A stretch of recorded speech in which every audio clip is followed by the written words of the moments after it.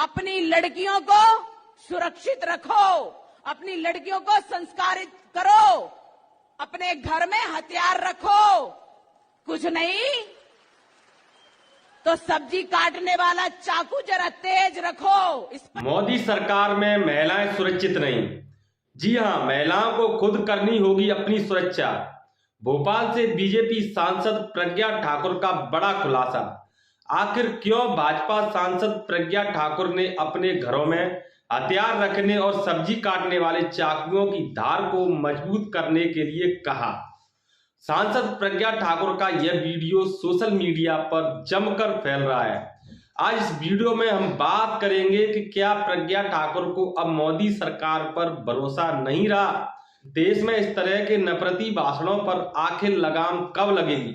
इस तरह के विवादित बयान देने के पीछे नेताओं की असली मंशा क्या रहती है।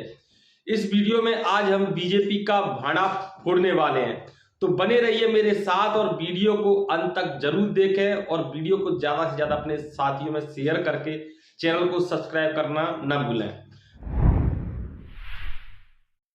नमस्कार, मैं ब्रजमोहन और आप देख रहे हैं न्यूज 22। अब तो बीजेपी के नेता और सांसद भी यह धड़ल्ले से मान रहे हैं कि मोदी सरकार जन विरोधी है। जी हां, मोदी सरकार में महिलाएं सुरक्षित नहीं है। शायद इसीलिए कहीं ना कहीं इन नेताओं के मन की असलियत सामने आ ही जाती है। आपने अक्सर नेताओं के विवादित बयान सुने होंगे। इसी कड़ी में भोपाल से सांसद साध्वी प्रज्ञा ठाकुर का भी एक ताजा बयान सामने आया है, जिसकी वीडियो क्लिप सोशल मीडिया पर जमकर तैर रही है। इस वीडियो में साध्वी प्रज्ञा ठाकुर एक सभा को संबोधित करते हुए कहती हैं कि अपने घरों में हथियार रखो और कुछ नहीं तो कम से कम सब्जी काटने के लिए चाकू को धारदार रखो। पता नहीं कब क्या स्थिति आ जाए। आत्मरक्षा का अधिकार सबका है। अगर कोई हमारे घर में घुसपैठ करता है और हम पर हमला करता है तो करारा जवाब देना हमारा अधिकार है। इसलिए लव जिहाद करने वालों को लव जिहाद जैसा उत्तर दो। अपनी लड़कियों को सुरक्षित रखो, अपनी लड़कियों को संस्कारित करो, अपने घर में हथियार रखो, कुछ नहीं तो सब्जी काटने वाला चाकू जरा तेज रखो। स्पष्ट बोल रही हूं, स्पष्ट बोल रही हूं कि हमारे घरों में भी सब्जी काटने के लिए हथियार तेज होना चाहिए। उन्होंने चाकू से हमारे हर्षा को गोदा था,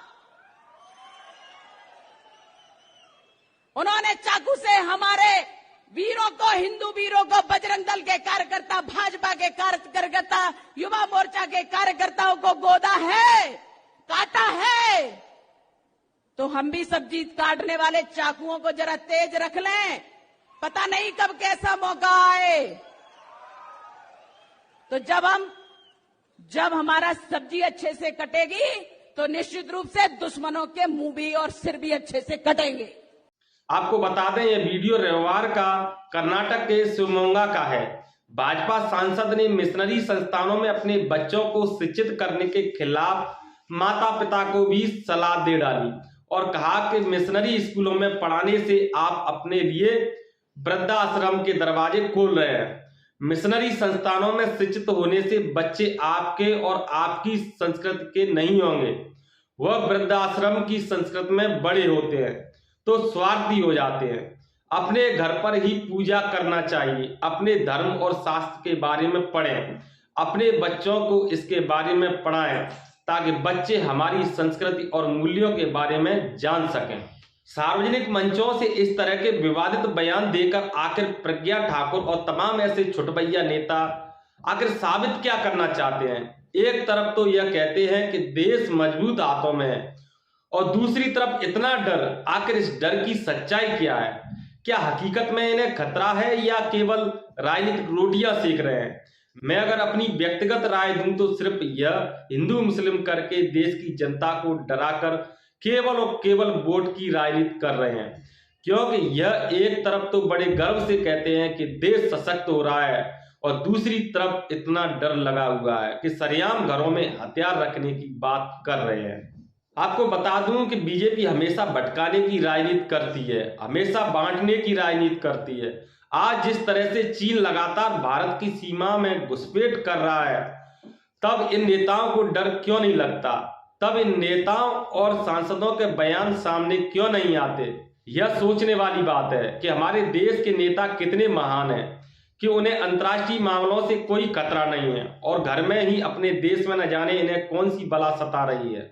अब इन मैडम को ही देख लो, मिशनरी स्कूलों और मिशनरी पढ़ाई से ही परेशानी हो रही है और घर में ही पूजा पाठ करने, वैदिक संस्कृत पढ़ाने और समझाने की नसीहत दे रही हैं। लेकिन कौन सी वैदिक संस्कृति? मैं प्रज्ञा ठाकुर आपसे पूछना चाहता हूं, क्या प्रज्ञा ठाकुर उसी वैदिक संस्कृति की बात कर रही हैं जिसमें महिलाओं और शूद्रों को पशुओं से भी बदतर समझा जाता था? शूद्रों को धन रखने का अधिकार नहीं था, इन्हें पढ़ने का अधिकार नहीं था, महिलाओं शूद्रों को अच्छे कपड़े रखने का अधिकार नहीं था, शूद्र और महिलाओं को अच्छा खाना खाने का अधिकार नहीं था। उस वैदिक संस्कृति की जिसके कारण महिलाएं सदियों सदियों तक गुलामी की जंजीरों में जड़ी रहीं, उन्हें केवल भोग विलास की वस्तु समझा रखा। इसमें छुपाने वाली कौन सी बात है? इसमें शर्म की क्या बात है? आप खुल के कहो ना कि किस देश की बहुत बड़ी आबादी को शिक्षा, स्वास्थ्य और संपत्ति से दूर रखना चाहती है आपकी सोच। आपको अपनी संस्कृति इतनी पसंद है तो सबसे पहले आप ही क्यों नहीं इसे अपनाती? क्यों पश्चिमी वैज्ञानिकों द्वारा इजाद की गई एम्पलीफायर का उपयोग भाषणों में कर रही हैं?